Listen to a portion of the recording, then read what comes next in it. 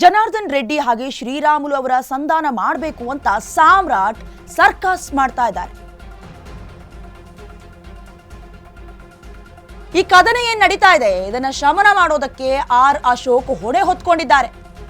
ಶ್ರೀರಾಮುಲು ಹಾಗೆ ಜನಾರ್ದನ್ ರೆಡ್ಡಿ ಜೊತೆ ಮಾತುಕತೆ ನಡೆಸ್ತಾರೆ ಆರ್ ಅಶೋಕ್. ಇಬ್ಬರ ಜೊತೆ ಕೂಡ ಚರ್ಚೆ ಮಾಡಿ ದೆಹಲಿಗೂ ಕೂಡ ಅಂದ್ರೆ ಹೈಕಮಾಂಡ್ ಹತ್ರ ಕರೆದುಕೊಂಡು ಹೋಗುವಂತಹ ಸಾಧ್ಯತೆ ಕೂಡ ಇದೆ. ಈಗಾಗಲೇ ದೆಹಲಿಗೆ ಬರೋದಕ್ಕೆ ವರಿಷ್ಠರು ಸೂಚನೆಯನ್ನ ಕೂಡ ನೀಡಿದ್ದಾರೆ. ಹಾಗೆ ಖುದ್ದು ರಾಮುಲುಗೆ ಫೋನ್ ಮಾಡಿದ್ದಾರೆ ಅಧ್ಯಕ್ಷರು ಜೆಪಿ ನಡ್ಡಾ ಅವರು. ಅಮಿತ್ ಶಾ ಕೂಡ ದೆಹಲಿಗೆ ಬರುವಂತೆ ಸೂಚನೆಯನ್ನ ನೀಡಿದ್ದಾರೆ ನಾಯಕರಿಗೆ.